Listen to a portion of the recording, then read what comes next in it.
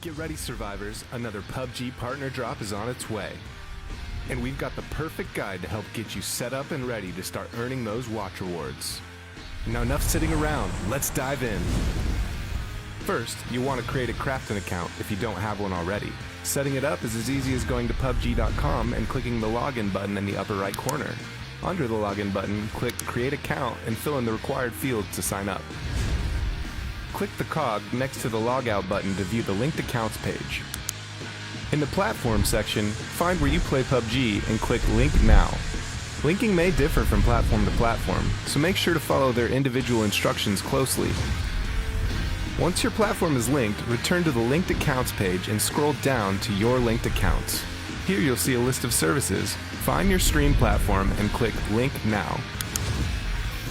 Now that you're linked up, you're ready to start earning rewards by completing watch missions. You can find participating streamers and schedules for drops announcements on PUBG.com. Or you can head over to your streaming platform and search for the PUBG Battlegrounds page. Here, you'll see a variety of channels. Look out for streamers with the Drops Enabled tag or use the search to filter for partner streams.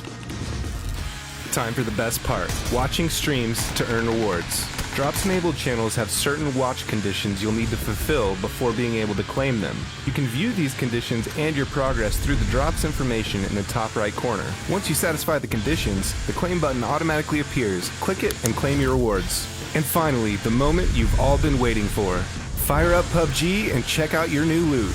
Rewards vary from weapon skins, clothing items, crafting materials, and more, so you'll always want to look out for the next drop if you want to stay ahead of the game. Alright survivors, that's everything you need to know about partner drops. Watch streams and watch your back out there. I'll see you on the Battlegrounds.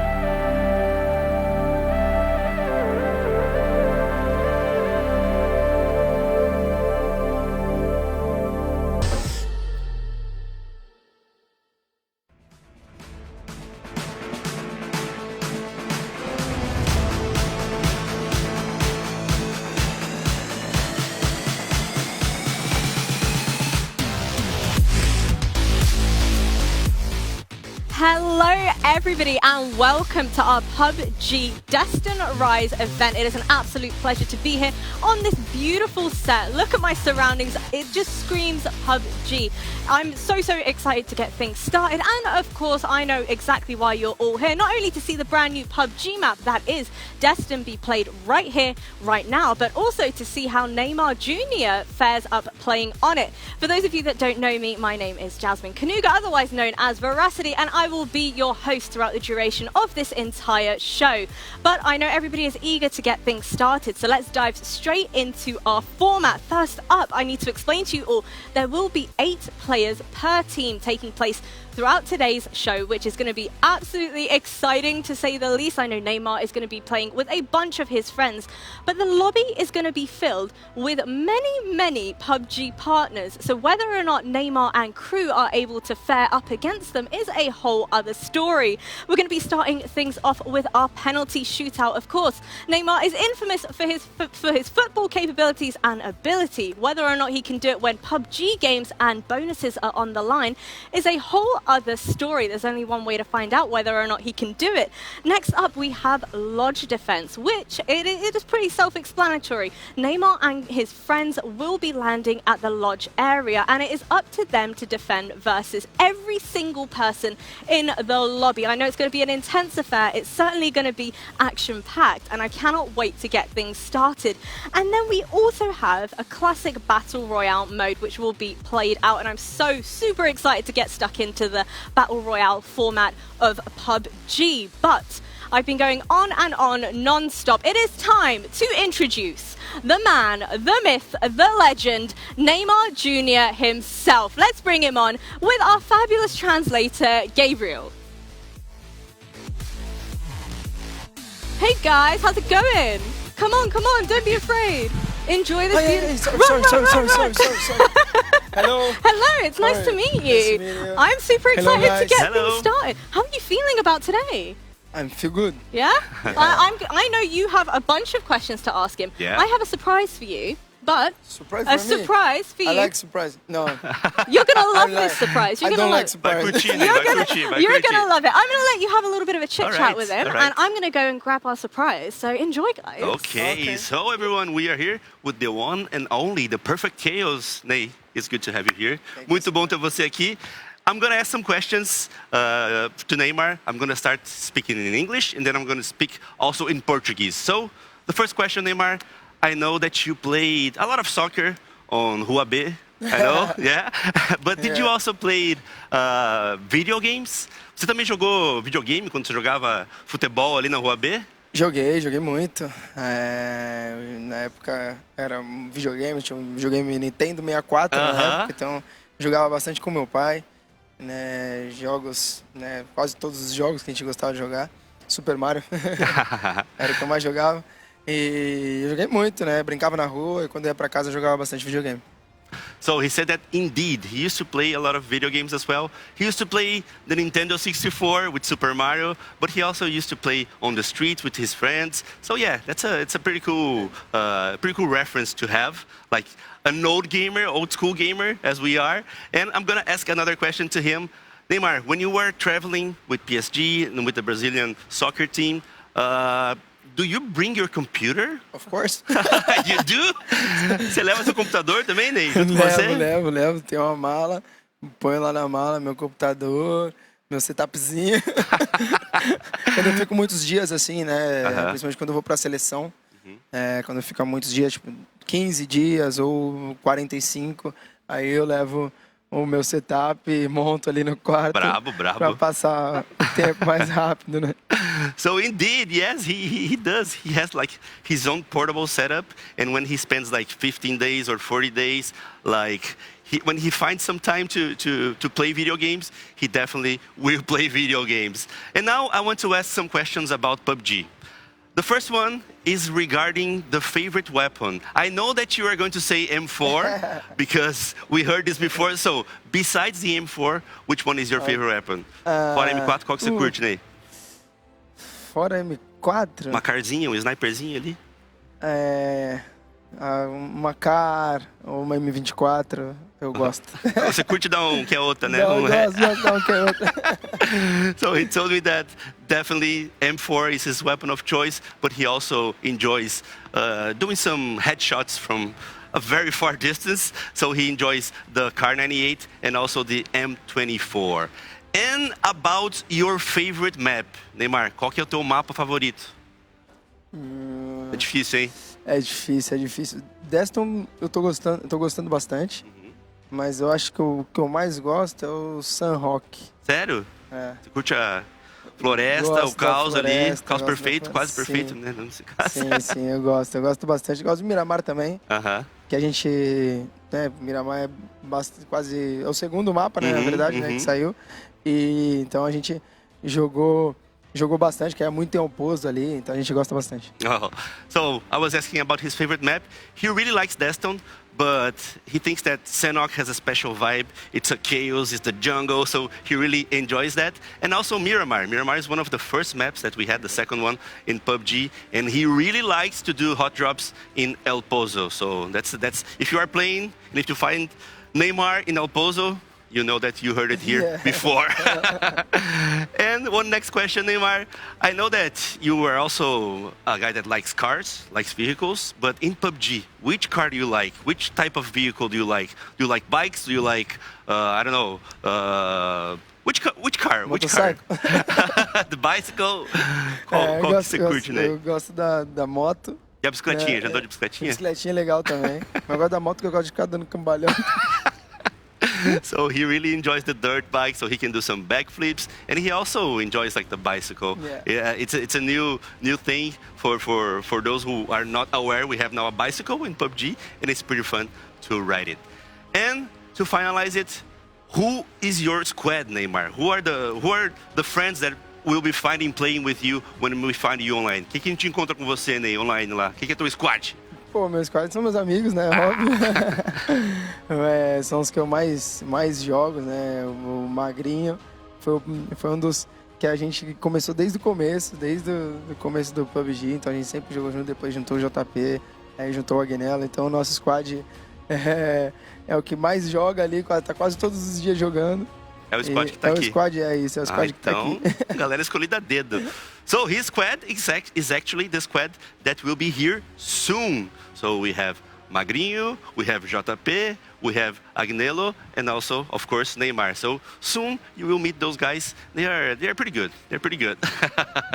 So I think that we are getting ready. Nós somos os famosos trapalhões. Os trapalhões, né? Trapalhões, faz cagada o tempo inteiro. Chega com o extintor, assim. Chega, isso, a gente atrapalha tudo. Yeah, it's like a comedy group. They're saying that it's so messed up, but at the same time, it's always fun, right? Yeah. Okay, guys, so we're getting ready for the next activity, the next challenge. I think that our friend Veracity is gonna come here with a pretty cool surprise. And I'm sorry to interrupt the party, guys. Okay. As you can see here, I have a football in my hand. This is your area of expertise, okay? Before I know a lot of. This is for me. Yeah, it is for you. A lot of responsibility comes with that football. Don't go losing it because you're going to need it. You're going to need it in a minute. But you guys were mentioning that Neymar's friends are here to join you, which, lucky you, I spoke to them a little bit earlier, and the guys have actually, they've got their numbers on PUBG, to say the least. Pretty much every single one of Neymar's friends has 4,000 hours. Oh my God. On PUBG. Yeah. Too many hours. Yeah, that's too much. That's too much. Maybe too many hours, but let's see whether or not 4,000 hours can pay off. So without further ado, let's bring on your friends. We have Bruno, we have João, we have Raphael. Welcome, guys. Run. Come on, you got to do the Neymar run. Magrinho. Hello. You guys looking forward to today? Excited? Yeah? Amazing. Well, I'm going to send you over to those epic PCs. Go get set up. Pode ir lá pro setup, galera. Se preparar. Neymar. I love that. Agora é a hora que você vai brilhar. Aqui. It is your time to shine. Before you get too excited, we have our penalty shootout, which I mentioned at the very start of the show. So let's break it down and explain exactly how this is going to work. As you can see beside us and on the screens right now, we have a goal. Every single section of the goal gives you different bonuses or hindrances for Neymar and his team, as well as some of their opponents as well. So it's all a matter of, Neymar, do you feel like making your friends dance a little bit? Of course. Yeah? Of course. I'm not going to give away which one it is just yet. You can see on the screen there. It is making Neymar's friends dance. I wonder how good your dance moves are. I know I saw the dance moves during the rehearsal. Amazing. Amazing stuff. So Neymar, do you want to take to the stage? Okay. Get ready. I'm excited for this. So Neymar has 3 different chances to make these shots, and every single bonus will be applied. Ó, no meio, dançam. Ali é pistol. Aqui, sem colete. Aqui embaixo, sem a besta. E lá você escolhe a arma que você quer para o teu squad inteiro. Vamos lá! Make them dance. Olho no lance. E vai. Oh! Sem colete, hein? Vamos lá. You can see the focus. Oh! Quase. Okay. That was close. Yeah, very close. Ah! Vem dançar. Can we get a check? Can we get a check? Let's get a check. Boys, come on up here. I want the same dance moves you showed me during rehearsal. I can't dance to save my life. But you guys can teach me. Go Eu on. errei o chute, foi sem querer. Here. Eu também? I'm a really bad dancer. I can't believe it. Okay. No, come on. Friends! Neymar friends! Okay, I'm just gonna copy you guys. Com vocês! Okay, I'll copy you. Você puxa. Isso. No, I'm not leading. Let's tudo get the isso music. aí, Let's pelo get the amor de music Deus. on. Clipa. Música? Music? Clipa. Foca no Okay. gingado. Okay, go on. Ó. Oh, snap! Ó o gingado. Ó. You guys really know how to break. What Vai, is that dance move? What mexe is um pouquinho, pô. Aí. You need to commit to it fully, yeah. Aqui, ó. Vai, Guinelo. Yeah. Ó, Guinelo, joga de ladinho. yeah. Joga de ladinho. Aí. Okay. Yeah, it's paid. Tá pago. The pain, the agony. So many people are going to have captured that. Eu errei o chute. Errou. Juro. Eu errei o chute. Well, Neymar, I'm a little bit upset that you didn't dance as well, but it's okay. We'll forgive you as long as you perform well in the game. So go ahead, take your seat and get ready to get things started. O pai tá on? O pai tá sempre on. Aqui também. Então vamos. Well, I'm so excited to get things started. How do you Yeah. think they're going to do in the first game? Yeah, I think they're going to do pretty well. Neymar is a very good PUBG player.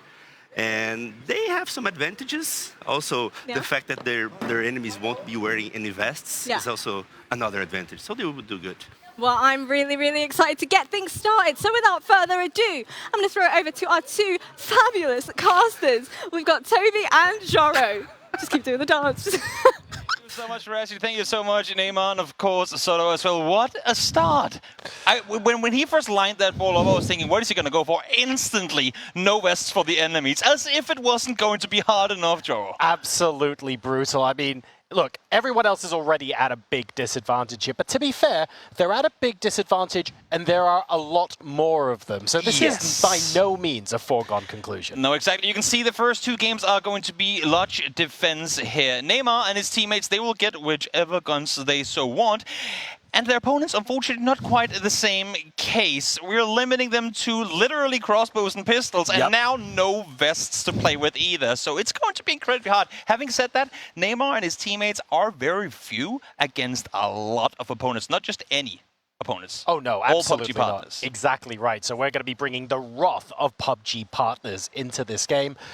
We have some ridiculously strong players, and I'm actually really excited to see a lot of these PUBG partners with crossbows, because the bolt, the best bit of ammunition in the game, one-shot those level 3 helmets. I'm looking forward to seeing a few of those today. It's going to be interesting, right? Because we always see these partners on their streams and all these different platforms where they go out and they show us exactly what they got with all the same weapons that we will now see Neymar's team get to utilize. But how will they fare when we take away what they love so much in their prioritized weapons? We heard from Neymar, he really likes the M4. Would assume to see him maybe play that, or maybe... I think so. I just feel like as much as you might like the M4, when you can just go crate guns, AUG. AUG P90, quite nice. you know, I mean, just pretty decent. Just for those of you guys who don't know exactly how this is going to run down, here is the breakdown of everything. We are going to be on the Destin, obviously, Destin Rise. It's going to be in TPP, and we're going to be playing 8-man squad. So the 4 players here, Neymar and his 3 teammates, will be joined by 4 additional players playing back from Brazil, and they will, as we said, be pretty much allowed to use whichever guns they want.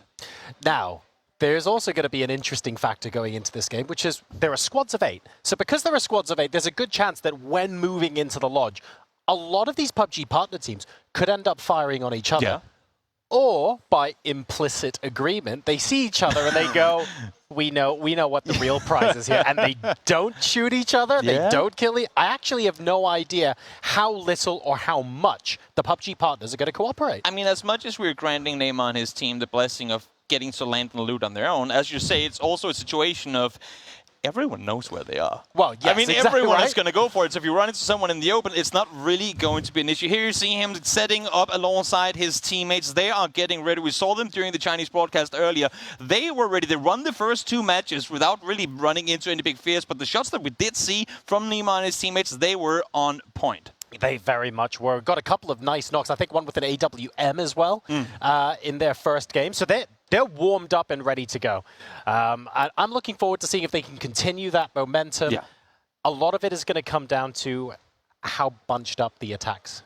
Most likely. Lodge is such a great place to be, but if you have that weapon advantage as well, if they trickle in one at a time, it's going to be easy. But if 10 of them come in at once, you might find it a bit tricky. And you're going to need the ammo too. Remember, none of the players coming at you are going to be bringing the ammo that you're using for your gun. So they won't get to loot essentially anything. So while they want to get all the kills, they also have to be extremely conservative with how they do it. But I think it's important to add as well that these 4 friends that he's adding, while they are close friends, they all have PUBG playing experience together. And not just, we played for a week. They have played PUBG together for a long time. So they are, I'm looking forward to see how the synergy is going to be playing out, how all of this is going to be working out for them, because they're pretty well set as a team. They squad up regularly. Their comms are probably going to be just very good as a direct result of this. And that could be quite important in this game mode, because one of the ways that the PUBG partners could gain victory is picking one of them off that goes too far, right? You pick them off, suddenly you get their gun. And if you get their gun, that changes the tide of battle quite a lot. Exactly. But these guys are going to be super tight-knit defending the lodge. It's such a great location on Destin as well. It really is. I'm expecting to see them jump up on the roofs, get all the info that you can. And you know what? Why wait? Let's wait no more. Let's hop into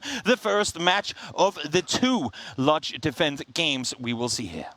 So here we go. Very eastern plane path, extremely skewed, sort of 5 to 12 o'clock. Lodge just about within parachuting distance, and there you can see Neymar Jr.'s team very slowly making their way across, but they should be able to long shoot. I'm loving that our focus is on Neymar and all of this, but in his defense, just to warn him, I know he can't hear what I'm saying right now, but Neymar, I'm looking at the teams jumping out of the plane there. There are a lot of incredibly talented players coming your way very, very soon. But here they are, of course, jumping out, getting their loot game going. He will be joined by not just the 3 that we saw here, but Tekmash and alongside Sparking as well, 2 very formidable players. Sparking, of course, still very active in the competitive scene too. Just played with Brazil. It's just... All I hear when you mention it, all I hear is sheesh on repeat over and over and over. It's what just a great guy. This is an incredibly stacked lobby overall. Oh, yes. And to give you guys an idea of how good Neymar and his squad are typically at the game, over 40% of all of Neymar Jr.'s squad games are top 10s. That's all of them. That is incredibly impressive. It's pretty good. Also, we talked to the team before we went live here. Oh no. I have questions. I have questions. Again, even when things go against you, Joro, he knows what to do. He's there, ready and waiting. And there's a good reason he's the captain of this team. There you go, over towards Lodge we go. Whew. They will get looted. We were a little worried there for a second, but I think that adds to another good point here. One thing that wasn't mentioned in the rule set, but is a rule that is indeed in the game. If Neymar dies, he will have 1 revive. Just available. 1, but it's a very important one. Just 1 revive available. So the PUBG crew that are here, they can hop on in and they can net double. Oh my double P90. Again, we should add to it that this is not a normal circumstance server. There are people adding this to them. He hasn't dropped the ammo yet. That is true. This is a coordination. This is the first communication challenge this team will get. They're getting 8 of everything, but they have to try and share it equally amongst them all.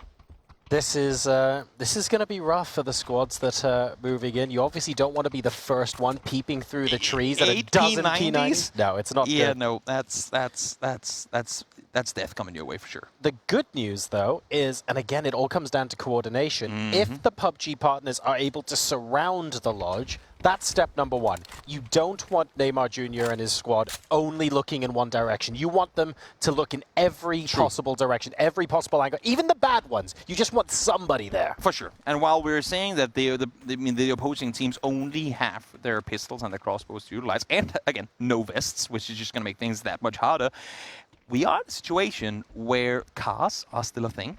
So I would say, if you're Neymar, if you're anyone on that team, stay on the roof, or at least stay indoors, because if you're caught out in the open and you have all these players coming to you with vehicles that would arguably be the strongest weapon of choice, at least early on, you're you might run out of bullets before you get a kill. That's a really good point, actually. Yeah. Use the vehicles to your advantage. If several of these teams crash the vehicles in at the same time and really force Neymar's team to properly have to look left, right, and center to work out who is where, that's going to be maximum confusion. That's what these PUBG partners have to sow to begin with. And if they can't do that in the beginning of the engagement, I'm scared that they start dying one at a time as opposed to all together. Yeah, well, here comes our potential first challenger. Team number 7 making their way up towards the same ascender that we saw Neymar and his team use just before. You can see them jumping in there. There goes the, that's the loot.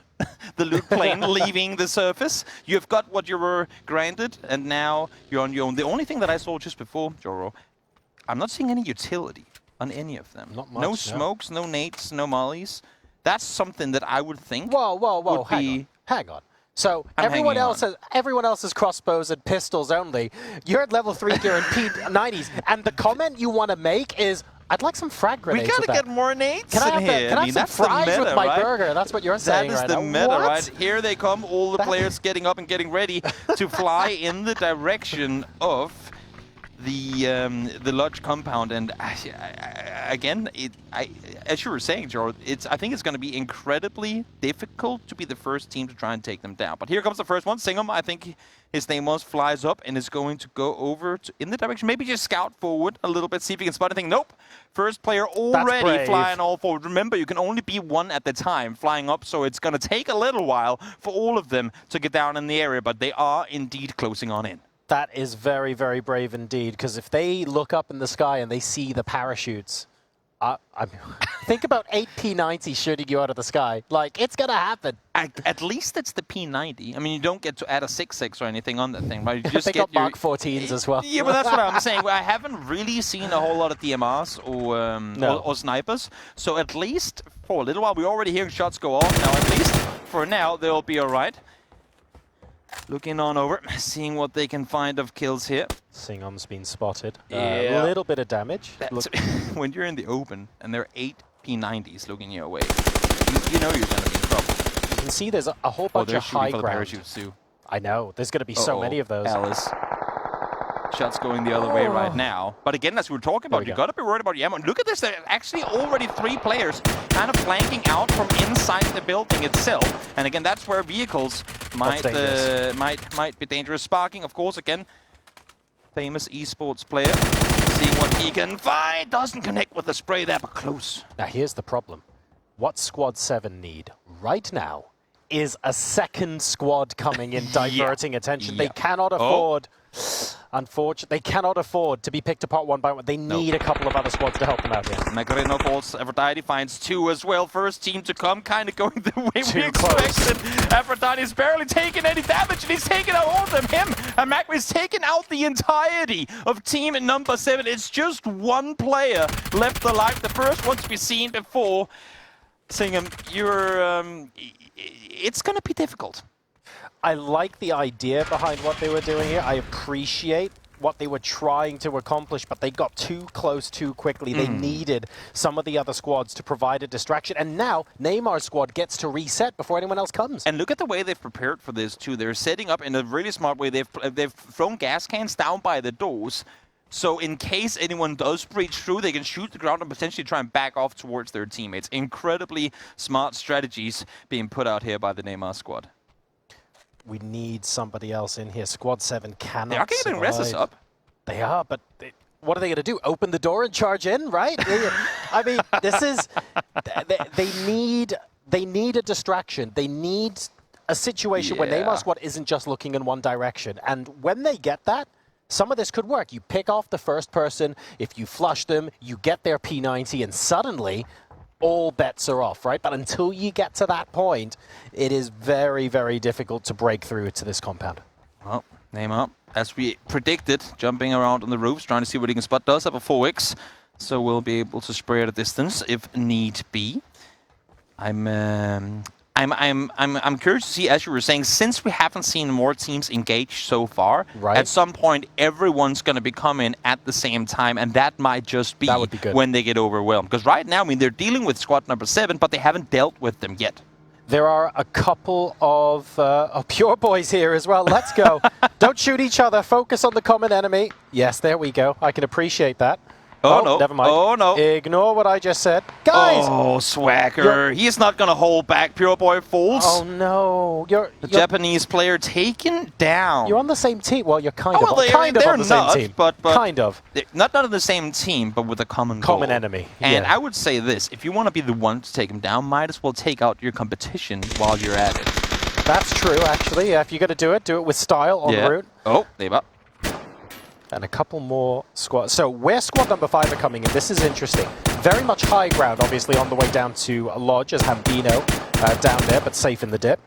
This is going to be a really good vector to attack from when several other squads are already descending upon it. But until you get to that point, my goodness, this is just a free-for-all. Pistol fights. We're seeing all of the guns here being put to use, or at least the very few that they have available. Tiggleton finding Octo there as well. You can see constantly, while these teams are fighting for the control of the Ascender, the entirety of Neymar's team is sitting here shooting at them in the back. Yeah, they're not working together here. They're happy to be the last squad to take on Neymar's squad at the moment. And maybe they are just that confident, I don't know. But right now, they're thinning themselves out without Neymar's squad needing to do much of the work. We're reaching a point where counterproductive is probably the name of the game. But then again, I fully respect that you want to be the team to take him down. So might as well clear out the competition before you go there. Team number 2 is indeed going to be eliminated. One of the teams trying to maintain control of the hilltop. Not quite the case. And Aphrodite again with the P90 finds one, finds the second there as well.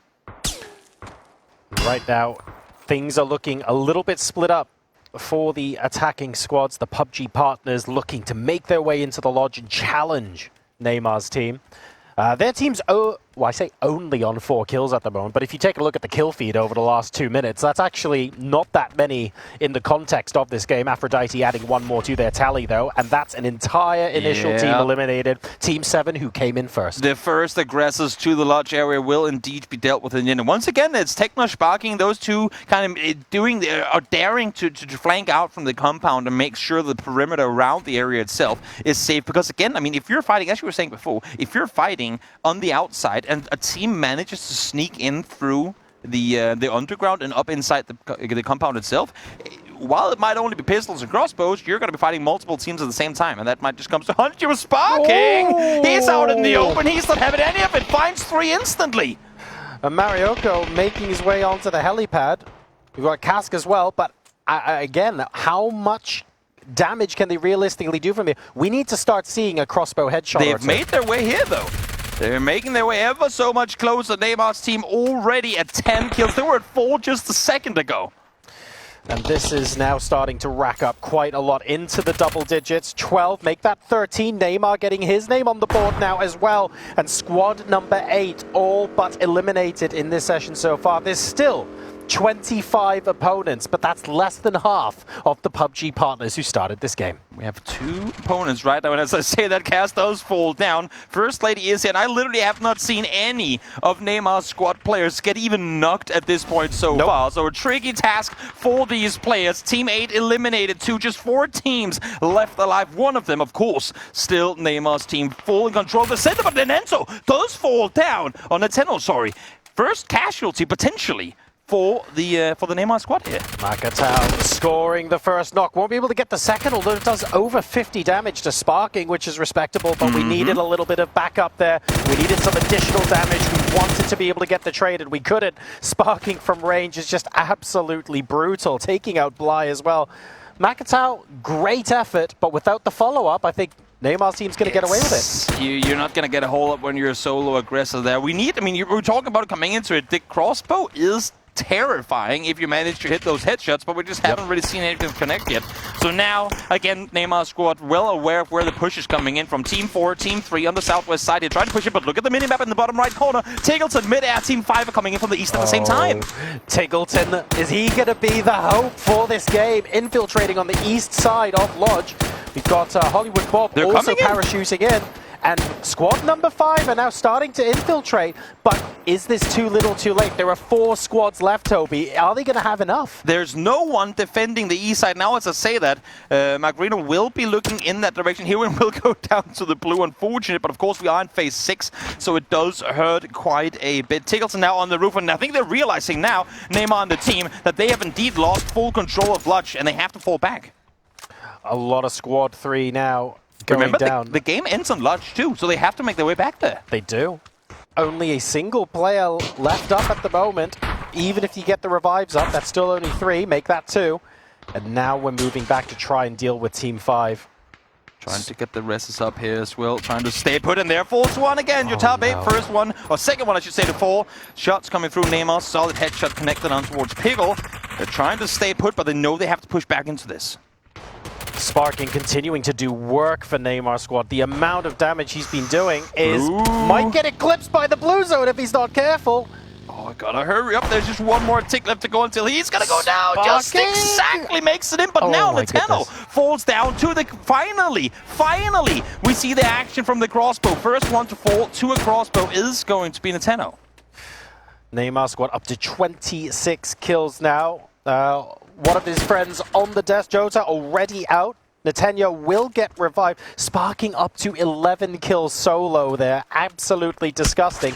Squad 5 have made their way in, Toby. They've done really well so far, but what now? If it's just a 1v1 squad fight, they can't win that. Nope, they waited for the commotion, but as you're saying, they might just have been a little too late on it. Corgi does find Magrino, so one more will fall. Casualties slowly starting to come in, but as you're saying, it might just be too little too late. 10 kills for Team 5, but they still have the remaining 6 to deal with of Neymar's team. Netanyahu so smart, moving in with his teammate, knowing as soon as Magrino went down that they have to protect the body and don't let the aggressors grab those guns, and as a result they're able to push in aggressively and limit team number 5 now to just Hambino. Oh, someone get the violin! Oh, Hambino. How long are you going to be able to chill on that roof? He's got 5 first aids. It's the final circle. Imagine him winning because of I mean, that's not a bad play. Playing for the last circle, playing for the heal off is not a bad play. You can see they're hunting him, they're looking for him, but they're looking in the wrong places. He shouldn't win the heal off, but the fact is he could, Toby. And he could. That is unreal. Phase 9 now coming in. Neymar squad going upstairs, looking for a way onto the roof. They want to end this right now. They're leaving nothing to chance. And Hambino. Spotted. But look at the damage from Sparking. Oh, he falls down because of it. He does manage to make his back in from blue, but now they know. Now they know the final player is on the roof. I'm just worried that no one can get out and get into a position from where they can now push up on the roof. With the pan too. Oh no! They didn't get up fast enough. Hambino could do this. Neymar, make the run on up. Will he get the final kill on his own? Spots and picks him. Does manage to find a Technos now going down as well. Now the blue comes in. Now they're all starting to fall. Who will die in the end of it? Hambino. Does he get it off? Does manage to get a first hit off. But there's just one player left alive. He's gonna do it. Is he going to be able to stay alive? Heals again. He's done it! Hambino's done it! Hambino wins it! Hambino wins it for the PUBG partners! He's managed to do it! 1 versus 6, and Hambino brings home the win of the hero! 300 IQ play up on the roof, and when he went up onto the next tier as well, seeing that they were coming up, Sparking went down, he went further up, isolated them, didn't allow them to get up to fight him. The PUBG partners win game number 1. PUBG partners beat Neymar squad. Who need guns when you can sit on the roof and heal yourself to safety? We never doubted you, Hambino. I'm just saying, we never doubted you. Not on this desk, no. That was interesting. So the plan worked in the end for Team 5. Wait for the opposing team to be occupied on the other side, then look towards the east, sneak your way on in, and grab yourself the win. And early on in the game as well, Neymar squad, they had people posted on the roof. But it didn't quite pay off. They all went inside later. They wanted to get the kills. They pushed over towards the other side. Just did not work out for them. Now let's throw it back over to Soto for the interview. All right, guys. I'm not quite sure that I understand what has happened right now, but I'm gonna ask him. I'm gonna ask Neymar. He knows better. Neymar, o que aconteceu ali, cara? Ó a cara dele, ó a cara. Look at his face. He cannot believe what has just happened. O que aconteceu, Ney? Explica pra mim. No comments. No comments. Sem comentários, no comments. So I'm gonna ask Neymar. I know that the end was a bit like chaotic, but I'm gonna ask him an honest question. Do you think that we should add SMGs to the partners as well as a gun? Você acha que a gente bota SMG para os parceiros também, para ficar com mais correria, mais ação? Não, óbvio que não. He said, no, of course not. A gente acabou de perder. They just lost that. That's true. So, okay. So, no SMGs. We're going to keep the same rules. So, Neymar, o que vai mudar nessa estratégia agora para esse segundo mapa? Não fazer besteira que a gente fez. Essa é a única estratégia. O resto tava bom. Yeah, everything he's saying that everything else was pretty okay. Everything was working well. But at the end, they really messed up. So that's the only objective for the next map, is to not mess things up. So, ok. Então, vamos preparar para o próximo mapa já? Vamos preparar para o próximo. Ok, então, Ney... Meu time, pelo amor de Deus. So, Neymar is getting ready again. He said that his team should really focus on getting everything ready. And I think that the guys here at the table, our friends, our casters, they can give some advice to Neymar. Wow. I think my one advice is always have a player on the roof. Yes, that would be the winning condition for that previous game. They did a great job of doing just that in the first half of the game. They had 2 or 3 people up on the roof pretty much at all times, and then it sort of got forgotten the further the game went on. I think they got bloodthirsty. They saw all the people running around in the open to the southwest of the compound. They knew there were multiple teams coming in, and they wanted to get all those skills, which they got a lot of, to be fair, in that regard. But Hambino snug his way on in. And that's what we were talking about earlier in the game, right? When you start to get to a point where multiple teams are on the perimeter and they're distracting the attention of Neymar's squad, it gets more and more difficult for them to go, no, hold your position, be on the roof, watch east, watch north. It's very easy to be tempted for everyone collapsing in on the people who are closest to you. And when you do that, that gives the opportunity to the PUBG partners to sneak their way in, which is exactly what Team 5 did.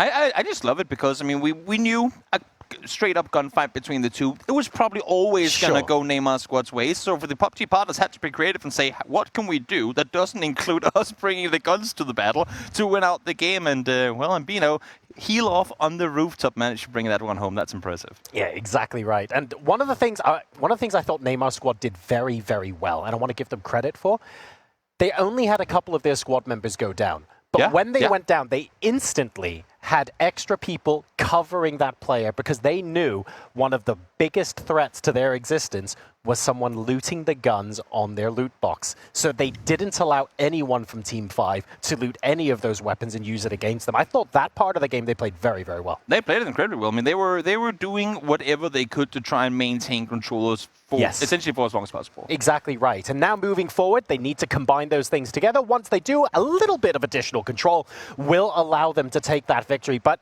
you can't take it away from Hambino. The 300 IQ play there, not only getting up on the roof, but the second tier ascension onto the roof on the roof. I mean, that was beautiful stuff. Timing it perfectly so that they couldn't follow him up there as well. Exactly. I mean, the way the whole thing played out. Initially, when we saw Team 7 come in full speed forward, it's going to go, they're going to die instantly. They didn't. They stayed alive with a few.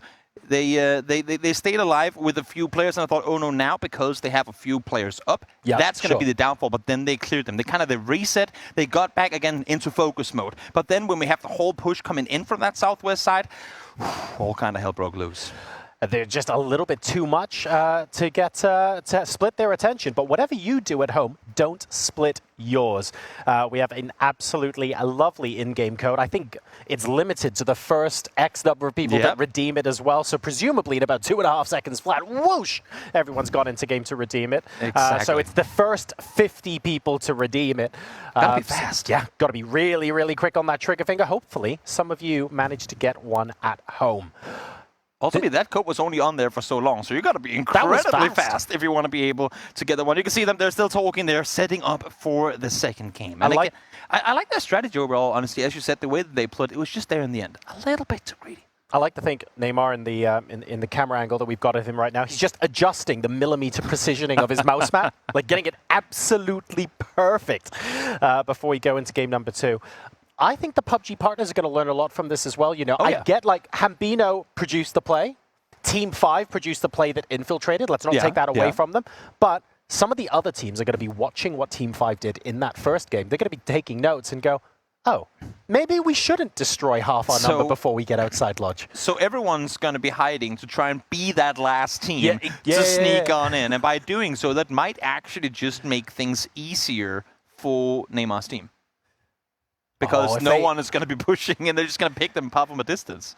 There was an element of bloodthirstiness to game number 1 as well. I was mentioning how, and you know, I'll hold my hands up and say it clearly didn't work, but I thought maybe some of the PUBG partners wouldn't shoot each other or agree to... If you see someone, they move away, and they go, fine, let's find a different angle.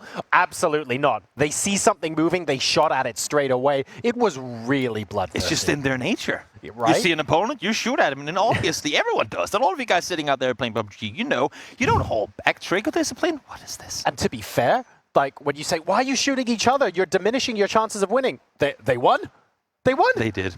They did. I can't say anything about that. I feel like through the mid part of this game, the partner team did everything they could to prevent themselves from winning, like to deny themselves the win, to essentially help Neymar's team to bring home the medal. But in the end, all it took was one guy. Victory. A lot of commotion on the other side, but one guy. From the jaws of defeat, they snatched that victory. Exactly. So that was a delightful game number 1. How are Neymar's... We've discussed how Neymar's team are going to be changing it up for game number 2. They need to be less distracted, but it's very easy in the moment to go, I see 7 people over there. Why wouldn't you rush over and help out? You do that and angles exposed. It all comes down to what the PUBG partners do now, honestly. Like, even though they won, I do feel like they need to switch something up. I would say, again, if you're Neymar's team, sit on the roof, all of your players, pretty much throughout the entire game, and just pick people over the distance. Maybe don't get 2 P90s. Send Sparking in. Yeah, just send Sparking in. That works too. He got 11 out of 12 kills that game, so worked out for him incredibly well in that one. We are just waiting for this next match to get started off. But I mean, honestly, that first one was absolutely phenomenal. It was. The PUBG partners, I think, will hopefully not only be licking their wounds, but they'll be thinking about how they can approach the game differently to give themselves more of an opportunity next time. They have won the game, but again, I still feel like it's one of those, they saw 14 million possible outcomes, and that was the only one where Hambino gets the chicken dinner. They do need to give themselves a little bit more of a chance going into game 2, right? Coming into this first game, I thought their chances were slim. When I saw Neymar instantly just sink the top left corner shot saying no vests, I thought, yeah, that's just not going to happen. That's game over. Essentially, that is game over. And yet still a match pulled through. That's impressive. But it also goes to show, and that's one of the things I love the most about PUBG, that there are so many ways. I mean, in the end, you have to be the last one alive. That's kind of the ultimatum. But there are so many ways to get to that point. There are so many ways to get to become the winning team. Some do it by going aggressive all the time. Some do it by, well, sneaking up on the roof. So if we could get multiple teams getting in, especially on the north side. That's what I want to see next time around. So we saw the cell tower where they could rush back in. That was fantastic, and they managed to do that. Next time around, though, I want to see that from multiple angles. And here's just a little bit of a reminder of what happened in the penalty shootout. Exactly. No vests for the enemies. That's pretty brutal, especially when you go against P90s. Second shot, missed, but we saw exactly what he was aiming for, and he got it in the third one. Neymar's team had to dance. And if you missed out on that one, you'd want to go back and watch it, because it was pretty interesting. Even Veracity and Soto joined in on the dance for a little while there. Yeah, well, to be honest, they were very enthusiastic. I thought they had some good moves. It was good. Better than me. I mean, yeah.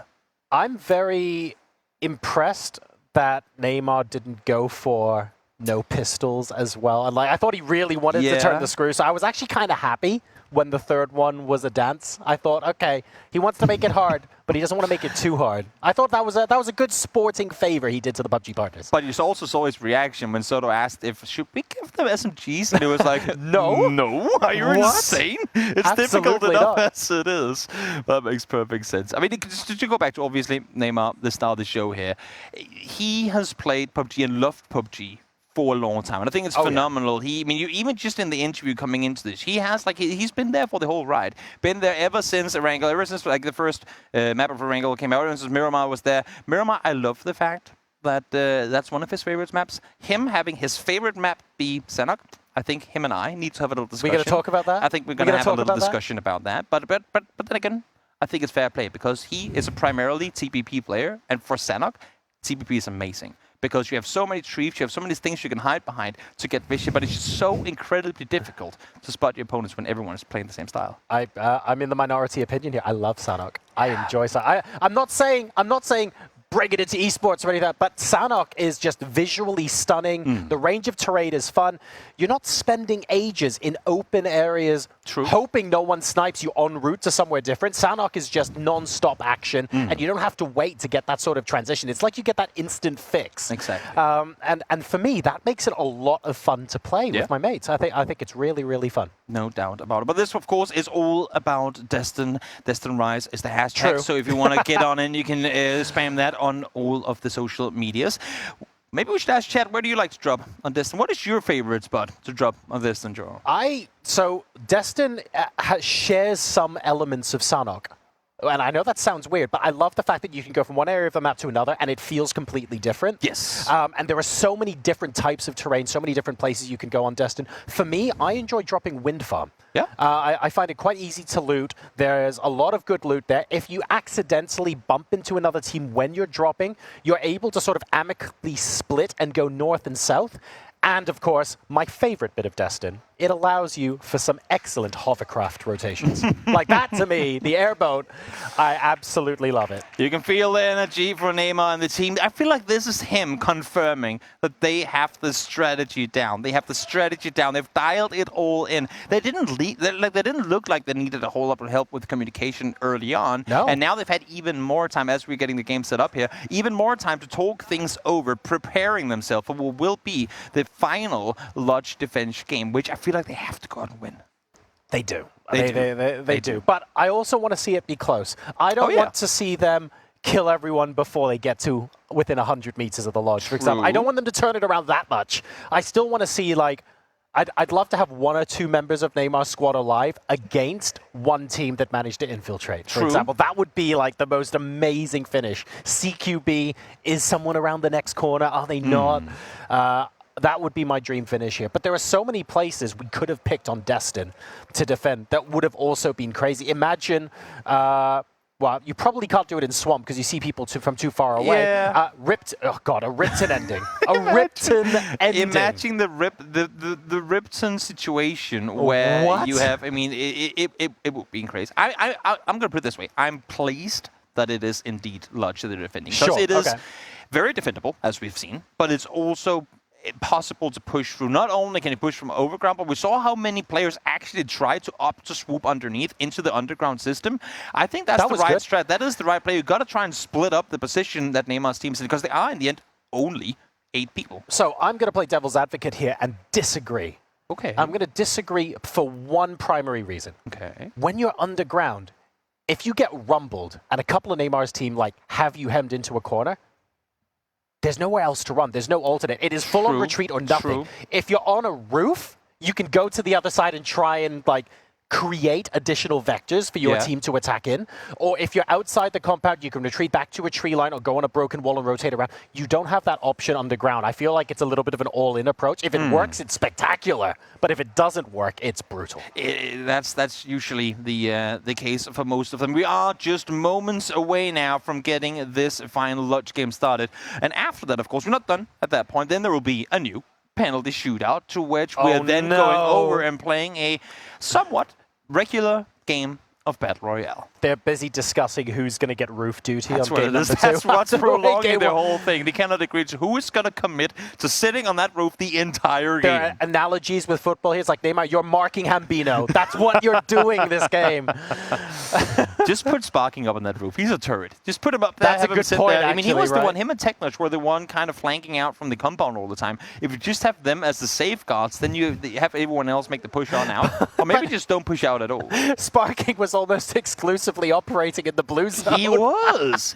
He was he was fighting in blue to such an extent that he almost died from being out there for too long. Oh goodness, that was funny. It was crazy. Another thing, of course, as we saw, ammunition is indeed a factor. We saw players that ran out of ammo over the course of that game. So while you're sitting up on that roof, I think it's amazing that you have your P90, but maybe get a distance gun in there too. Get yourself a DMR.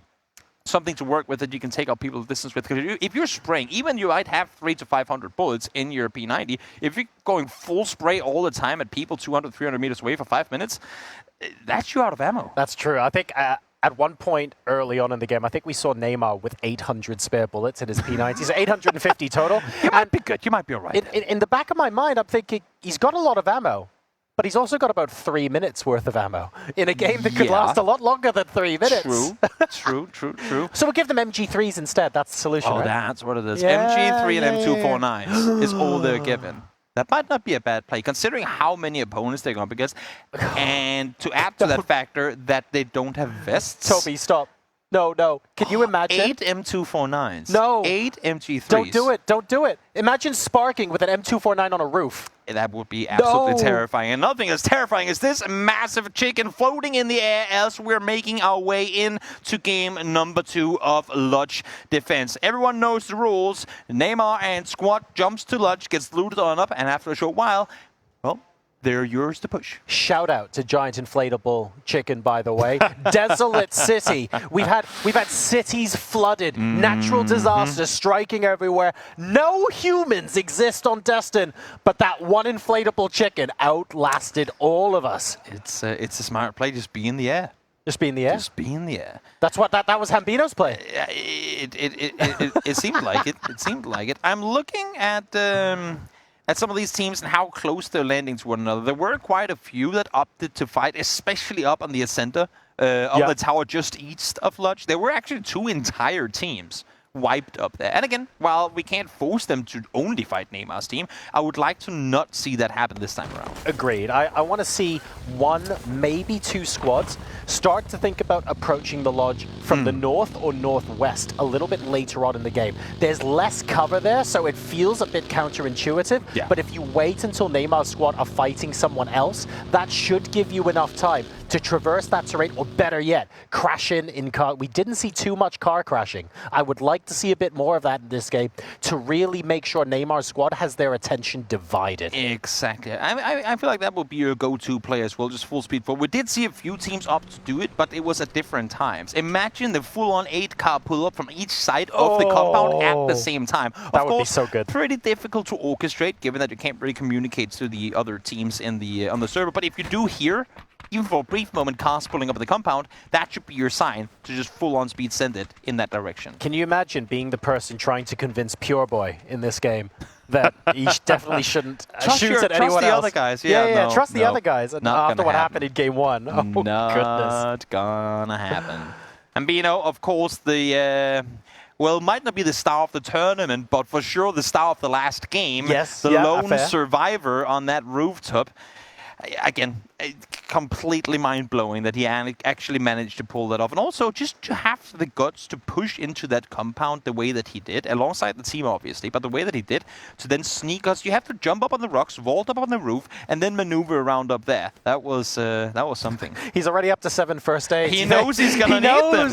He knows he's going to need them. If he wants to stay alive through this, if he wants to come out on the top of the end, you got to do it. And I'm already seeing now Aphrodite. We saw him go full crazy mode with the with the P90 last game. Now MK14 in hand. Neymar, MK as well. They know what's up. They gotta have some distance as well. He just picked up a mutant, and I thought, okay, like a reasonable compromise, but like, well, some sort of distance gun, right? The thing is, no, absolutely not.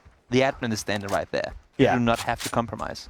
No. There's zero compromise needed. They just say, I want this gun, and it's theirs. What do you think those voice comms are like? Is it like, oh, we need a ranged gun. Yeah, okay, no problem. What kind of bullets do you want to fire? 7.62. Okay, I've got a mutant here. But no. Mark 14, please. Exactly. I'm all for it. I'm all for it. Of course, while the Neymar squad is getting looted on up, an amazing flyover here of DESTON, of Ripton. I just gotta say, I mean, it's a phenomenal map. One thing is how well it plays. Another thing is just how absolutely stunning it is to watch, and it is just an incredibly good looking map. So massive high five to you, PUBG and Crafton. You've done a really good job at making this map. 100%. You can spend all day just exploring, really, and that's how I die. Let's be honest. That's how I die. I go, wow, Ripton's beautiful. I'm going to go up on this rooftop. Look in the I'm air. going to parachute down, sort of check out this building here, and then I'll just turn around a corner and there'll be 3 people staring me in the face, and I'm like, uh-oh. And for me, it's just looking into the air and looking at all the different massive constructions and you get whatnot, and then you get shot in the back. Like, who is this guy standing in the middle of the open looking into the air? Well, that's that would usually be me. So, Squad 5 are Northwest this game. This is interesting. We've got Squads 4 and 7 very close to each other on the east side, and I don't know how the 2 squads in Ripton are going to move out. I would love to see them both go around south, though. I was just going to add to it. I mean, if we're going full competitive analysis mode in this, because we know, I mean, if there's one person in this entire studio right now who has a competitive mindset, that is the guy on the camera right there. Neymar has got to be the most competitive person in all of this game right now. And to be honest, I mean, obviously I don't fall for, but to go completely competitive on this, I would like to see teams trying to flank around. The plane was hard north. I would like to see, as you say, teams try and really flank around the south side and realize we have to push in from multiple sides. Oh, Pure Boy. Oh, no. Not again. Pure Boy. Guys, they have learned. Yes, they have learned. They've evolved. They understand now. They have learned. Let's not shoot the guys that are in Lodge. But that might also be the play for Neymar's squad to say, we got to infiltrate their lines. We got to send one out amongst them and just start shooting all of them. So we chatted to Neymar's squad mates briefly prior to coming on air, and they were saying how competitive Neymar is at everything. It doesn't matter whether it's PUBG or football. You could play card games with him, and if he doesn't win, he gets super competitive. He's like, no, I want to come back. I want to practice. I want to win. You can't play D&D with him because he only rolls 6s. Just doesn't work. Yeah, no, he's too good. He's just too good. Just too good. I'm seeing Team 8 and Team 4 again, fortunately not fighting this time around. Nico does manage to make his way further forward without getting run over. Him on the bike. Without getting run over, I'm pleased to see. And back towards the lodge we go. Still looting phase. I'm a little worried because we are closing in now on the time where the opponents are indeed allowed to make the aggressive push forward. And we're still seeing multiple players, Neymar included, getting looted on up. I'm guessing if a player somehow infiltrates all the way into the middle of Lodge, can they go to that fireplace and pick one of the discarded weapons?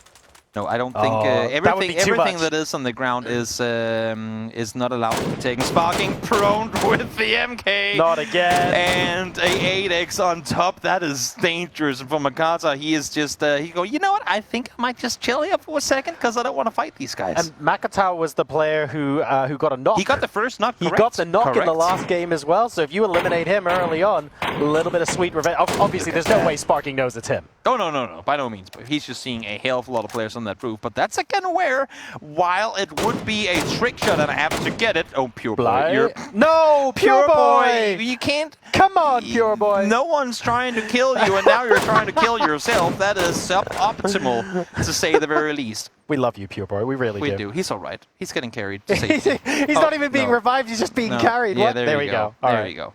He's all right. He knows what happened.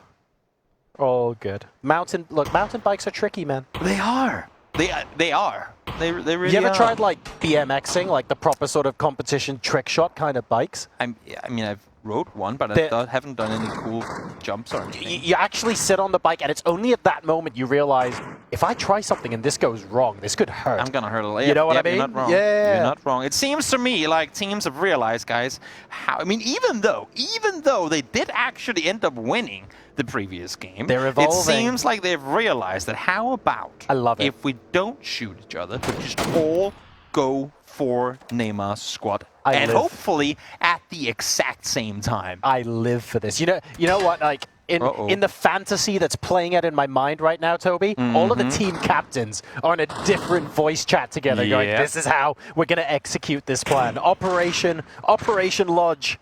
That's a pretty poor name, to be honest. Operation Lodge, you know what's going on. Yeah. But you get the drift. I want them to be planning this out meticulously together. I'm really liking what I'm seeing from the partners. Aphrodite and Jotabe downstairs once more. They were the players to maintain full control of the underground system in the previous match. And now they are again. Alice run over by a teammate. Unfortunate, but I'm sure we'll be all right. Oh, good. I'm sure we'll be all right. In the end, I mean, right now we're waiting for the moment where everyone comes full speed forward. And here, of course, the victors of that previous game. I'm just curious to see when does it happen. When is the moment where they all come in? And I'm looking at a lot of cars right now. Now might just be the time. Here's one of the entrances to the underground. Are we even going to get... Yeah, we've got multiple vehicles here. They're waiting. They're coordinating. They want to know when is someone else going to be moving out as well. I'm loving this so much. Aphrodite and Jota, they will know. He's just saying, I opened the door. Now you guys go in. Yeah. I'm not going to be the first guy. I'm helping you out. I'm not going to be the first guy. Here you go. The pan in hand. That is the defense mode we have to work with. I love it. The front runner, pan in hand, is going to be running into Aphrodite real soon because they're going to be hearing all these footsteps. This is like watching a scene from a movie. I absolutely love it. Sparking spots Xiaomei. And we'll take them out from range. I think there are still people in. Down to 38 There you go. HP. We were just talking about it. We were just talking about in the previous match too, how they utilize the gas cans, put them down on the ground, avoid anyone to or prevent anyone from being able to push directly on in. But that gas can only works once, and I'm not seeing him having any more of them. So the door's been closed. And now the second push. Once that fire is gone, they're going to be coming again. We're safe, guys. We shut the door. Don't worry about it. We're all good. This is a lot of players. This is going to be a swarm. Yep. Neymar still up on the roof. Love this. Look, obviously these players are underground, so we can't see them. But if it just knew how many, it's three it's entire like teams. 15? It's 24 players that have made their way downstairs. So they have a bike as well.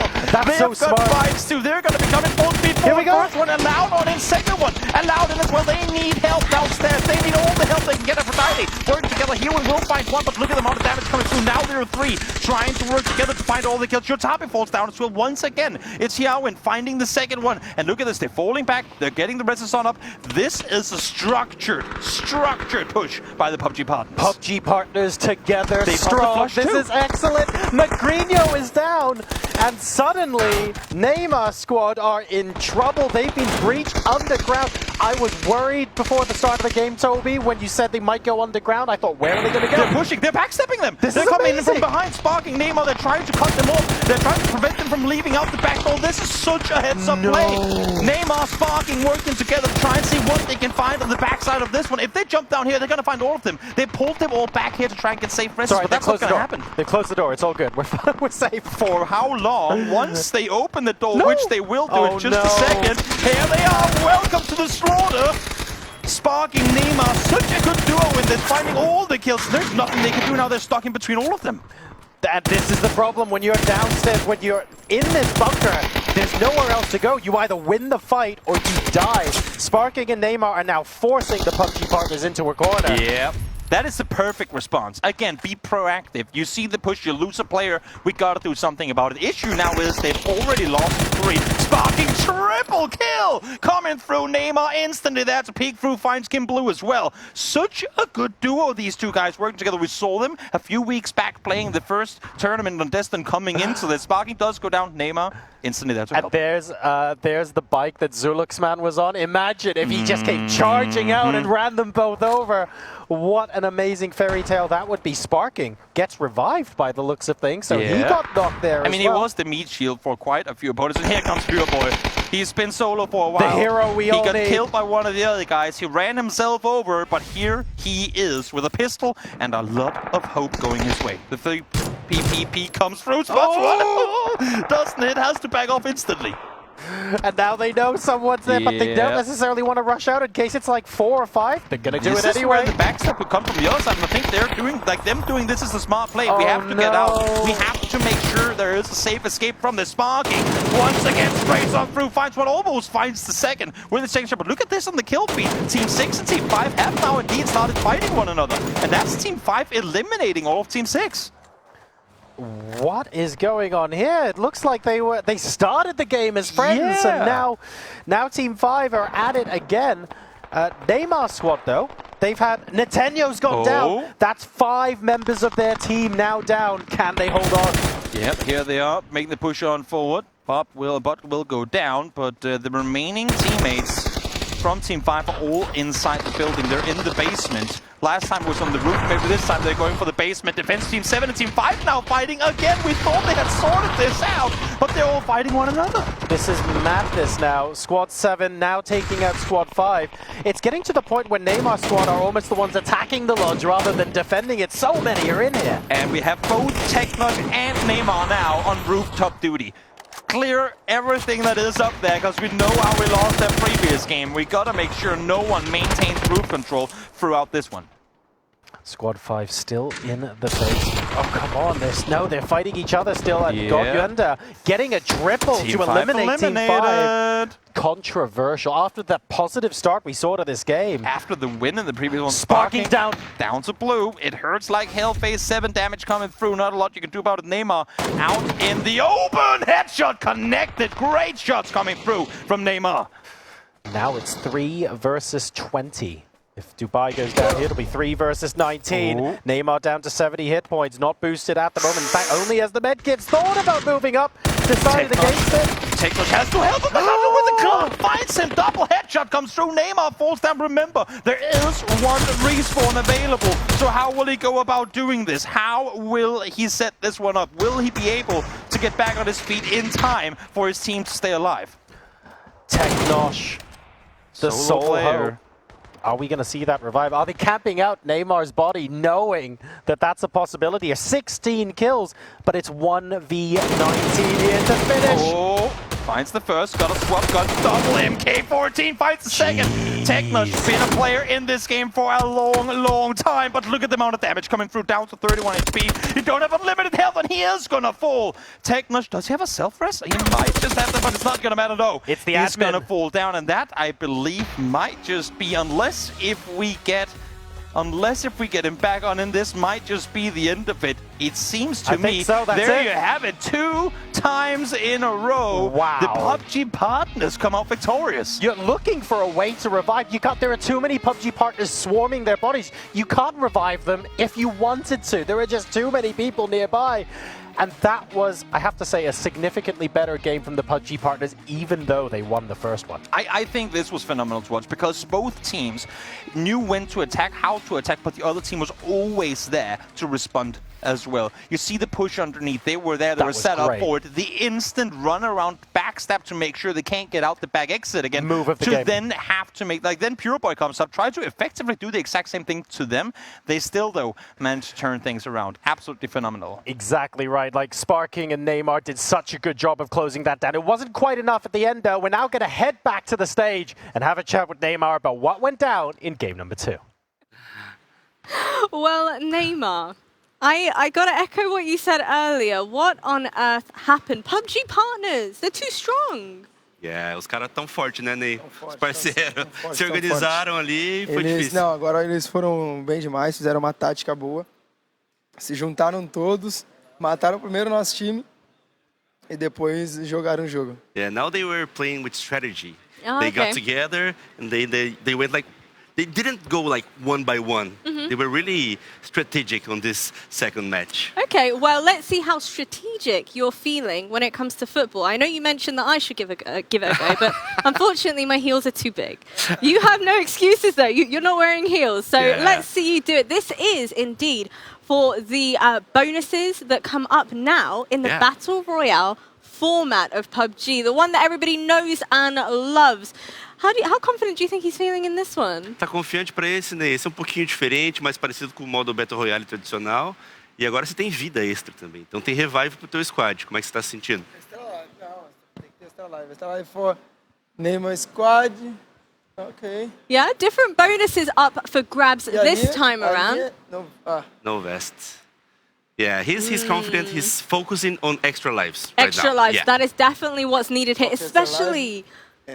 And no vest as well. Yes, there we go. Let's see whether or luck. not you can do it. Boa Good sorte. luck. Vamos que vamos. 3 tries again, remember. 3 Três tries. chances, hein, Ney? No pressure. Oh my god, you can see the focus. Okay, he attempted to go for the no vest to enemies. É. Tentou no vest. E sempre a dança também, né, Ney? Oh, okay, that went through, that went through. Two extra... Duas vidas pra vocês, hein, Ney? 2 extra lives.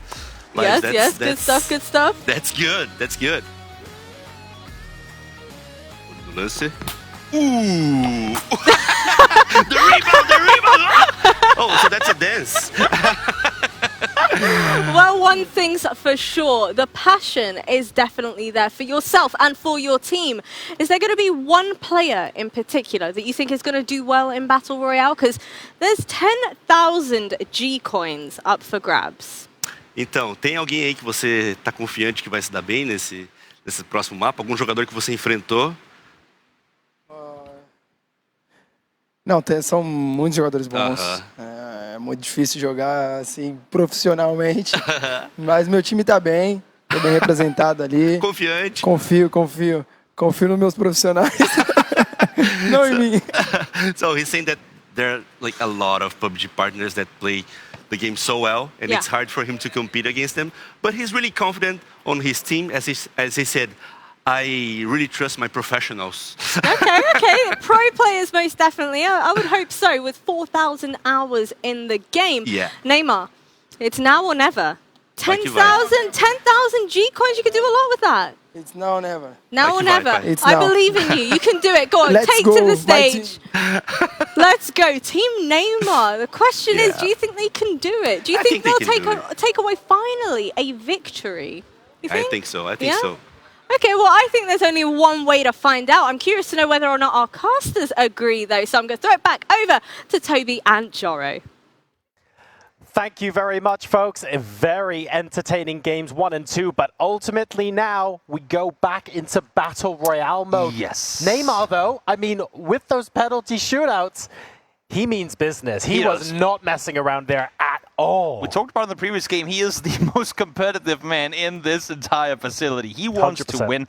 I'm not going to lie, though. I think his odds for winning were bigger in Lodge Defense than it will be in this. We'll see here, of course. Battle Royale is the game mode we're playing. It's going to be on DESTON. It's going to be TPP once again. Yeah, and this is reasonably simple. It's just going to be 8-person squads, and we've got all weapons allowed for Neymar's squad, but only level 1 gear for the PUBG partners. I do think that on paper, Lodge Defense, like you say, is more skewed in their favor. But there were some really good points for Neymar's squad from game number 2 as well, like that beautiful backstab that Neymar himself and Sparking managed to execute on the PUBG partners. That was a slaughterhouse. And again, when we talk to, having talked to Neymar coming into this, he was very verbal in saying how much he likes to maneuver, how much he likes to move around. And I think that might be where he gets the upside on now playing the Battle Royale mode rather than lodge defense. They were very much locked into, we just have to sit tight here and defend. Now they will get to be the aggressors. They will get to push out. You saw it in the previous game. As soon as you got a chance, go out, set up that backstep. It worked out perfectly for them. So hopefully now that they get a chance to run freely all over DESTON, that could be their chance to go aggressive. And don't forget as well, of course, if you're watching the broadcast at the moment, we're playing with Neymar Jr. and his squad and PUBG partners today. You can hop in and join in as well. PUBG is completely free to play, and you can be hopping into DESTON yourself. We're going to be getting started with game number 3, the Battle Royale mode, in just a few minutes' time. Like you say, completely different game now. You're not sat in one place anymore. You're going to have the freedom to flank, to move around, to think about those extra angles, and they will have a little bit of a firepower advantage, but not as much as they had in Lodge defense. No, exactly. It's going to be a tad bit different, but still easily a upper hand when it comes to firepower. Sure. And also this time around, hopefully, since no one knows exactly where Neymar's team is going to be, there's going to be way fewer teams looking specifically to attack Neymar's teams, but fighting one another as well. We're going to get to see a showcase of all of the different areas in DESTON as well in this final game mode. It's not all going to be focused just on Lodge. We'll have an opportunity here to see the wind farm. We're going to see the different areas up north in the swamp, for example. All the different cities will get a bit more ripped in as well. I'm looking forward to observing a bit of that. All of these squads are going to be moving between them too. We're not all going to one location, so it'll be a lovely, diverse game.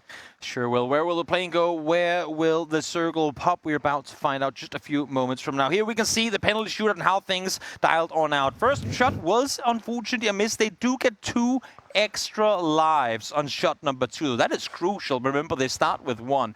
So they get to respawn 3 times this game. And I think if you're the team that takes down Neymar's team and all of a sudden 8 of them just stand on their feet again, you might not win that second time around. Exactly right. I think that was probably the single biggest advantage they can get going into this game. Like their opponents only have level 1 vests, right? So no vest is still a big advantage, but what's even bigger is the opportunity to fight them 3 times. If you lose the first fight, you can go again and again. Exactly. You can see the players here just setting up, prepping for the final few details to be on point. Where do we land? How do we loot? How do we go about this? Do we play aggressive? Do we play passive? We're just seconds away now from finding out as we're about to hop on over to DESTON for the final time of today.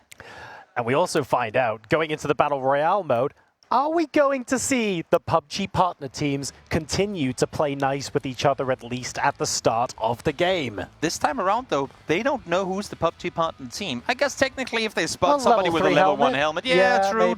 That might be the call sign saying, these guys have a level 1 helmet. We don't have to worry about them. But remember, you don't win the game just by beating Neymar's team. No, you got to beat all of them, right? That's so true, you might as well. Which team would you rather fight early on? The team with level 3 gear or the other level 1 gear team? See, I know what my personal answer would be to that. You want to fight the tough opponent. You want to get the level 3s out of the way. You want to fight Neymar's team after they've died twice. Yes. You don't want to be the first team to fight. Can you imagine hanging around? You fight them. No, you fight them. No, you fight them. They haven't lost any lives yet. We can't do this. Third party doesn't work because Neymar can third party themselves. Exactly. So they'll just stick around, not have to worry too much. Well, oh yes, Neymar and squad up towards Swamp. They go the far north side of things here in DESTON. And again, as we were talking about in game number 1 of today, Joro, such a big amount of variety on this map. You got the mountains, you got the lowlands, you got the hydro dam, which we haven't been to, which I personally absolutely love. Hydroelectric dam is so good. And then of course we have Ripton as well, the massive city over towards the east side. Just phenomenal map. So when I had a circle finish here the other day. We've got the airboats on as well. Excellent for Neymar squad. But we had a circle finish here the other day, and we thought circle finishing in Swamp. There might not be adequate cover. I'm a little bit worried that it's going to be too far in the open. Each of those islands has a surprising amount of elevation. You can actually go around them, and people who are in the distance don't just get free shots. So it's actually quite difficult to stop someone who's moving towards you in the swamp area. The way it's designed, it's not half as open as it looks, and that actually makes it a lot of fun to play. Exactly. Captain Sparking will get this boat going as Neymar and his teammates make he's their way driving? to safety. Yeah, this time around he does the shooting. Get someone else to do the driving. Let him relax. Let him relax for the shooting to come up. No, these guys will spread out. They'll get looted and up. They'll get set and ready for the fight to get. You know what? Why spread out and loot? Why not just jump right on over here and pick up? Oh, Neymar! Watch out! Don't want to get taken down by teammates. Do we blame Sparking for that one? That would be an unfortunate way to lose one of your lives. That's for sure. Oh please, no! That would be. Even if he gets knocked, a revive doesn't count as one of those live lost, of course. True. All right.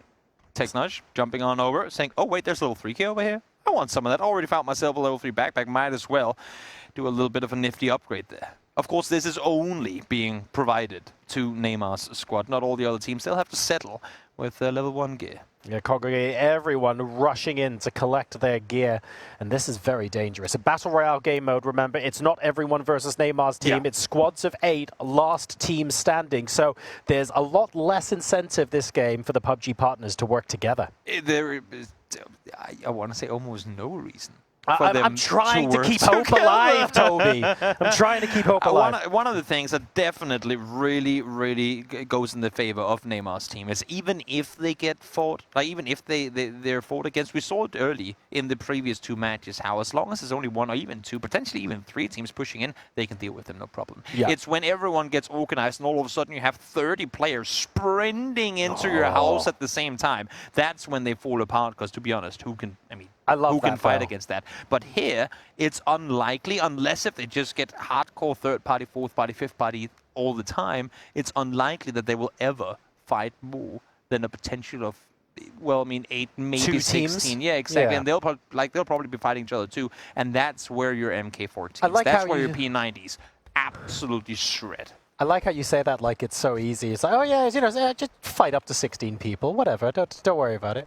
Yeah, brush off the shoulder. We're all good. It's here. Neymar. He's a top-tier professional. Of course, is true. This is me setting my expectations for these guys to go out and dominate. So how many would you fight at once? How many Neymars? 0. Oh no! Just how many players in this game would you want to take on 16? If I got level 3 gear and they had nothing to work with, I would say I could probably handle like 6 on a good day. Fair enough. Fair enough. Depending on who I'm going up against, because these are all PUBG partners and pro players. It's not exactly, I mean, despite the deficit of equipment and weaponry, it's not exactly going to make them, like, not fatal to go up against anyone. Sure. And I'll throw another spanner in the works as well. The vast variety of different terrain we have on Destin means that, let's say you have full level 3 gear. That doesn't matter if you have to use an ascender to get up to a platform where there are 3 people with level 1 gear aiming guns at you, right? True. So that could be fun as well, depending on where this ends up. Indeed, it could. And there we have some of them, the ascenders allowing you to fly across the map. And here we see the circle out towards the west. We go. Neymar squad far up north in Swamp. We saw that just before. So far, they have 1, potentially 2 teams to maneuver their way through in order to make their way to the circle. Blue circle, as we see here, making its way through the amazing, again, absolutely amazing city of Ripton as squad 7. Well, gotta get going. Ripton says no, it is going to be purely in the blue zone in a matter of seconds, so we're going to have to move out ASAP. Love that massive highway that goes right through the center of Ripton as well, with the abandoned vehicles on it. It just really sets the scene. You know those post-apocalyptic movies where it's just like a handful of people are alive and they're exploring their way through a desolate city? Ripton really gives off those kind of vibes. Sure does. I didn't see Neymar use any boosters, so he got hit by the by the vehicle early. We saw that, of course. Got healed back on up, but no boosters used. So only sitting at 75 HP for now. Hopefully, we'll see him back up to a solid 100. But for now, 74 is where he is. Again, I mean, level 3 gear, P90, or I'm expecting to see some absolutely phenomenal headshots coming through from Neymar. I love that I love the skin. It's from Miramar Transport as well on Destin. Gotta love it. And this is, I'm gonna be honest, this is the most crowded I've ever seen one of these buses. You don't oftentimes see them filled out, just because usually you'd only be up to 4 on a team. But when we're playing 8-man squads, things do change, obviously. So this time around, the Mikado 80 is it's going to be filled to the max. And now we see Squad 3 moving their way in. No one's really run into each other yet. They have all of DESTON to explore. As everyone moves into Lodge, obviously they get crammed together. On this game mode, though, you can spread further apart. If you're Zucchini, seeing 8 players with level 3 gear come driving towards you, now you run the hell away. Zucchini, get out of there, because here comes Neymar and his team. He has taken damage again, this obviously being the blue zone damage. Zucchini is not aware of what he's going on. What? Sparking? He found Sparking in the middle of the open. That's impressive. That is impressive. Now, I mean, they're in the blue. It's phase 2. It's not fatal damage by any means, but it does slow down Neymar's squad. And Zucchini will have been able to feed this info to all of his teammates. Now, was Sparking driving? I probably was. Yeah, he's going to be sat there going, if I wasn't driving and I was leaning out a window, we would have got him first. He's going to get knocked again, isn't he? No, just exactly got the mid kit off. Shots now being fired. Lopez shooting. You can see that's the rest of Team 6. That is them knowing exactly where Neymar's team is. And they got to get back in their cars, and they got to do it fast. Get out of there. Get to safety. But again, this is a machine full of so many people. This car is filled to the brim, so I feel like if you're shooting, regardless of the weapon you're using, you will hit something. I feel like Squad 6, they weren't told, the comms wasn't, Neymar's here. The comms were, look how many people are in this bus, get over here now, pile on. And fortunately, they will avoid them. Look at the minimap down in your bottom right-hand corner, how many players they just avoided. They were sprinting to try and ambush, but they make their way out alive. That's really smart as well, because every second that they keep Neymar's team in the blue zone, like even if it's half damage to each of those players, that adds up over time. It depletes their meds, it prevents them from getting towards the objective. They can really sabotage the efforts from Neymar's squad here, so I love the fact that Neymar's squad choosing to continue to push it, but they're being given chase. They're being chased. And the Piker trying to see what they can find as they come chasing on down. All they find, though, is the sound of Sparking's home. Fortunately, not quite hitting anything just yet. Phase 3 now popping. Of course, these circles are being pushed quite quickly. Yeah, so you gotta make your way on in there as fast as you can. Phase 3 is on us, and I mean, a lot of screen time to be given, but no knocks found so far. And they managed to make their way into zone. Brian from New York. Absolutely love it. You know those moments in the game where you go, oh, I remember who's observing. Absolutely one of them. Shout out to you, mate. Squad 6 now, struggling a little bit. That's Technosh, a beautiful hit onto Pjoker. And now, Neymar's squad are in zone. Squad 6, who were trying to ambush them, now have the unfavorable position. Exactly. They opted to go for the ambush instead of going for the cast. And here we have Team 5 again, trying to take a fight this time around, a little more successful in their regard. Dogfast already down. Cry will fall down too. Now does get rest on up, so he's going to be all right, but look at the push coming through. This is huge. Everyone on the high ground as well moving in. And Squad 5 are very, very close to where they need to be. And because of the high ground, they're getting so many knocks onto Squad 2 right now. It's difficult to see anyone from this group surviving. The question is, who's going to third party? Yeah, everyone. According to what I'm seeing on the map feed right now, everyone is full speed sending it down in their direction. We still have Neymar's squad out in the blue, at least for a little while longer, as they're trying to make their way on in. But they're going to be running into this cluster of teams. Technosh now spots one. Neymar runs himself over. What? Oh no, he jumped out of the car, I think, and he's going to get flushed, or is he? So far, he's alive, but shots being fired. Lopez trying to drive by in his vehicle. Will he get to run him over? Will he get to run him over, or will he not? He comes in the car, on the bike, fights Neymar, fights Agnello as well. So good. That is the first one on the bicycle of all vehicles. On the bicycle with the pistol in hand. Neymar, of course, will be respawned, but he got 2 extra lives. That is They so got 2 extra lives, and that is crucial, because that could have been game over. Don't mind me BMXing my way in, and Lopez, an excellent first knock and flush onto Neymar, who will now be revived, of course, but that was a beautiful move. Well, one of the things he said, Neymar, was that the bike was one of his favorite vehicles. Well, Karma striking him as that's what takes him down. Neymar, as you see, back on his feet. 2 more respawns left to work with. In the meantime, Team 7 trying to make their way to safety. So good. And now everyone is continuing. Well, back to usual business, right? Sparking has 128 on bullets. I don't think I've ever in Chat. my life seen that many. 1 in chat if you think he's going to get to use them all this game. 2 if you think you don't. I think he's going to try. I have no doubt about it. He's going to do everything he can. Neymar to had use all of them. 850 like P90 bullets, and they all got used last game. We are 15 seconds away from phase 5. We might not even need the other teams to kill Neymar's squad if they don't get going. Phase 5 is going to hurt, guys. Get going in those vehicles. Sparking is there. Some of the guys are there ready and waiting, but not all of them are here just yet. Ooh, nice shot coming through from Howard to take that one. Team 6 eliminated in 7th place, but now Team 5 again pushing forward, but it's only Pop left alive. Yes, that's right. It's only Hollywood Look at the left alive damage. here. This is struggling. It's too slow. Neymar They're going down again. to blue. They simply took too long. Oh, and you know what? This is a problem.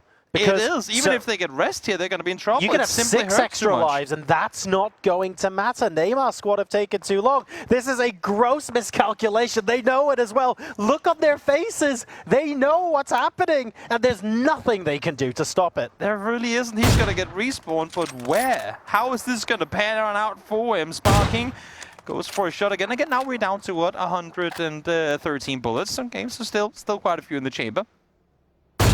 You're going to have to just constantly use meds, and because They're it's all phase getting 5, they're all getting respawned just to die again. I don't think this is going to work, guys. That was their second. They have one more respawn coming through. And then it's game over. I don't think they're close enough. Neymar's if we could look managed at the to heal. map real quick, we can see how close they are to the circle, but I do not believe that they're close enough. Magrinho down, Aphrodite down, Agnello down. It's only Neymar. And Neymar himself has now again been knocked by the... He's too far away. He That's really it. is. He has one more revive coming through. How's that going to help, though? I mean, he needs to get close because now phase 6 hurts even more than the previous one did. This is not the way I expected to see them go down, unfortunately. This is a very interesting King of the Hill sort of scenario here, where Squad 3 are all up above, holding out as much as possible against Squad A. Don't forget, Neymar's squad still have 3 people in the zone, led by Sparking. This is far from over. Oh yeah, no doubt about it. They are still in a very good position. As you said, Sparking's still alive there as well. Lilith does go down as Team 8 and Team 3 continue their fight, but now they have yet another team, I believe Team 7, making their way down in their direction too. I love Squad 3's position, but it will shortly become untenable. They have to move into zone. This is not inside phase 6, so they have to finish this fight quickly. Team 8 almost all down. I think they are all down. One person with a self-AED maybe, but that's it. You gotta run. Do get the damage coming through. They're taking too long. It's again the same first stage. Not gonna matter. He's going to go down to it before he's inside the circle. Communication was on point the previous 2 games, but Blue Zone has been the damage to them. And now we've got Sparky going down to Tenyo as well. Squad 7. Was that a run and over? there you have them. They finally can take it down. Team number 7, the eliminators of what was left of Neymar's squad. And now they're being held back a little bit, but I think it's only Blythe from Squad 4. Yes, that's able to hold them. Squad 3, these were the team that were on the high ground before, who had such a good position. They've still got a good chance, but I don't think they have the numbers to take on Squad 7 right now. Nope. Solo players left standing. Team 3, still quite a few players up the hillside. Singham from inside the vehicle finds one with a revolver. Kjellman peeks from the side, tries to see what he can find. Does peek on over, but doesn't find the gun. Now this is for the G-Coin, remember. They want to win this for themselves, for their communities. And at the moment, Squad 7 are looking like they're on their last legs. Team 3 have too many alive. And there you have it, I believe. 20 kills. Team number 3 come out victorious in this match here. It looked difficult for them down at the bottom, but they finally managed to come out with the win. Aiming, of course, for that G-Coin for their communities. A really, really fun game, a fantastic game, and one where there might have been a little bit of miscalculation on some of the teams we were following. We're going to be talking about that in just a second, but that was tricky, Toby. Was it Team 7 that killed Neymar's squad? Was it the Blue? I think it's a coin toss, because I feel like Blue at least did more damage to them than Team 7 did. Oh god, the Blue Zone was brutal. It was coming in so fast as well. There's really not much you can do once you realize it. There's just not that much you can rectify that with. Exactly. You can heal it, you can heal, but there's only so much you can do. Exactly. Not the way that I imagined Neymar and his team wanted things to go down, but let's hop on over to Veracity and hear exactly what the star has to say. Well, I know that the blue zone is most definitely the bane of every single person's life. Neymar, that didn't turn out how you expected. How are you feeling right now? Blusão machucou, né? I'm sad. Aww. Don't worry about it. I feel like today has been so exciting. We've had lots of amazing games. Honorable mention has to go out to Hambino as well for game number 1. Today's games have been amazing. Were they as difficult as you thought they would be? O Rambino foi mestre 200 QI, né? Foi. E você achou que foi mais fácil do que você esperava, mais difícil? O que você achou? Foi difícil igual. Foi difícil igual, tanto que a gente não ganhou nenhum. So he's saying that it was as hard as he expected. Yeah. So, and he mentioned that they didn't win like a single match, so it was really hard. Hey, you know what? Practice makes perfect. Yeah. Practice definitely makes perfect. And I'm going to be having words with your teammates as well, because 4,000 hours. Come on, boys, step it up. That's what we need from them. Rapaziada. Comedy Squad. Comedy Squad. The comedy squad. Well, my next question for you is, what's next for Neymar in the wonderful world that is PUBG? Neymar, o que você tá preparando aí pro PUBG? Estamos preparando umas skins, algumas. Não posso dar muito spoiler, mas tenho certeza que vocês vão gastar muito.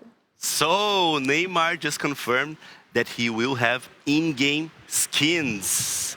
He cannot give like much spoiler right now, but expect the best because Neymar skins are coming to PUBG. I'm so excited for that. I cannot wait to see them. You know what? Everybody here, it's not just been us that's been a part of the show. Let's get our fabulous casters up. Let's get your amazing teammates up as well. Come on over and join us up here. Chega aí, Come on, rapaziada. come on, come on. Música, vamos pôr Do música. the Neymar run. Do the Neymar run. Não desce sem dançar, Ney. Perdemos, não tem dança. Só quando ganha, dança é quando ganha. It's honestly been so amazing to have you all here with me. Amazing dance moves, by the way.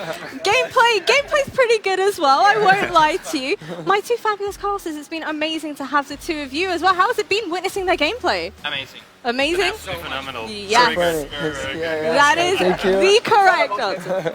It is all about having fun. You know what? I cannot wait to play some PUBG myself at home. If you haven't downloaded PUBG yet, make sure you do so. It is indeed free to play. And make sure you pick up some Neymar skins along the way as well. I know I sure will. But for now, goodbye, everybody. This has been DESTON. Bye. Vai tá on. Tchau.